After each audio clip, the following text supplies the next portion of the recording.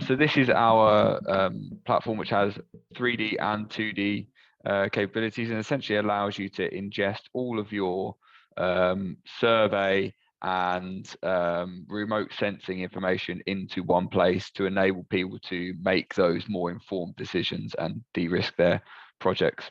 It's not specifically designed for drone data. Obviously, it does very well with drone data, but it can just as easily be incorporated with like mobile mapping, laser scanning, or even just traditional survey data. What we find is that this platform enables both non-technical and technical users to access information that they wouldn't previously have been able to on site.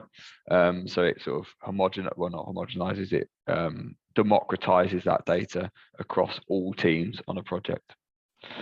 So I'll just give you a little tour around here. So the first thing you'll notice is how quick and easy it is to use. Very similar controls to stuff like Google Earth or your other CAD projects. So you click and drag to move around. I will slow down a little bit because I realize this is a screen share. So you can, as you can see, this is drone data here. So this is UAV data. You can go all the way down sort of to track level and see details on everything there. And you can also zoom all the way out and see sort of the whole picture down here. As I said, you can always also combine different types of data together. So actually, if I zoom down here, what you'll see is actually our team used terrestrial laser scanning to capture the underside of this station. So we're able to actually go into this area here and see in a very high amount of detail sort of the underside of the station. So this is an area where obviously drones would not be able to traditionally capture data, and you wouldn't typically use them. So we've used terrestrial scanning to capture that data instead. And with terrestrial scanning, you're able to get sort of much greater levels of detail on things like curves, as you can see here, and start using them to make decisions as well. On the left-hand side here, you've got a few tools and sort of abilities within the platform. So you've got some tools like the point tool, which you can use to create sort of points of interest. Typically, we call these markups, so that it can either be used as measurements or to communicate information between different users.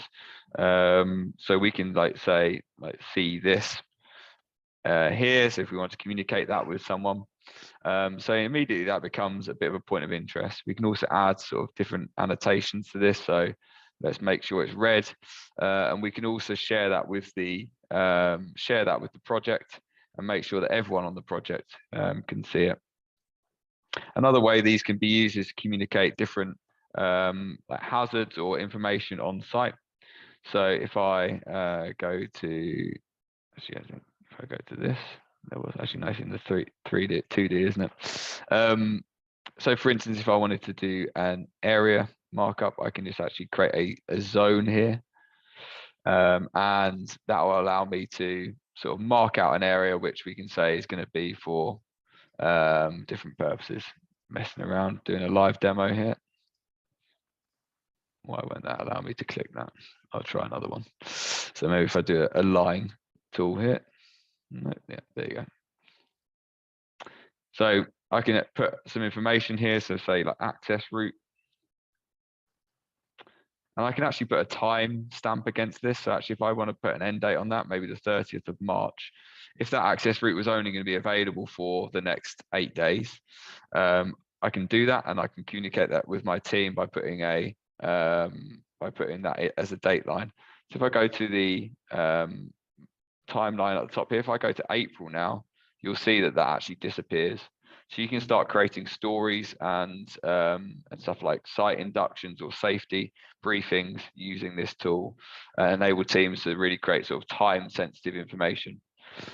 This is also applicable to designs and any other data that you put into the platform, so you can time bound them. So for instance, if you had a design review meeting every week, you could make that design only sort of applicable to that week, and then the next week it disappears and the new designs come in.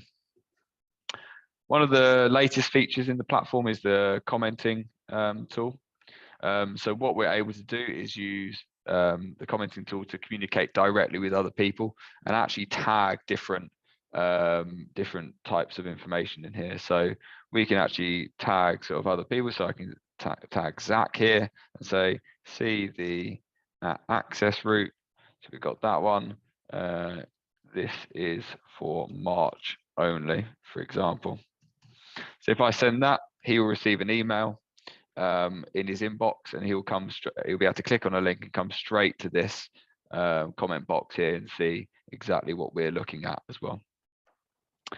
A tool for the sort of more technical users who use other platforms is the crop functionality. So you're able to use this to crop out certain areas of data. So if I just wanted to crop out these sort of 2 Gantt trees here, I can do that. And what the platform will do is enable you to sort of crop those, and it'll give you a file to download, which is obviously a much smaller size than the overall size of this project you're seeing here.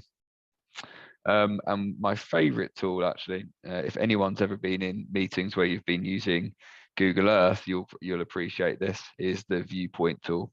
So viewpoint allows you to zoom into an area, say this area, which we did the markup in, and create a unique point of reference which you can share with other users. So you can either share it by adding their name, so I could use Zach again, or I could use the link, and you guys won't be able to access this, but I'll put it in the chat anyway. So if you clicked on that link, you'd be taken directly to the view I'm seeing here with the exact same data and the exact same markups that I'm seeing as well. And if you want to sort of reset your view, you just do that and it will take you to sort of the bounding box of the area.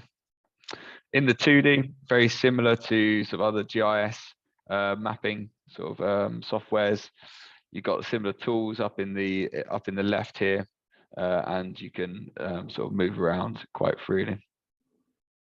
As you can see, with the drone data, you're able to go down to a very high degree of accuracy. I often call this sort of Google Maps on steroids. Back into the 3D, I'll just show you the layer panel.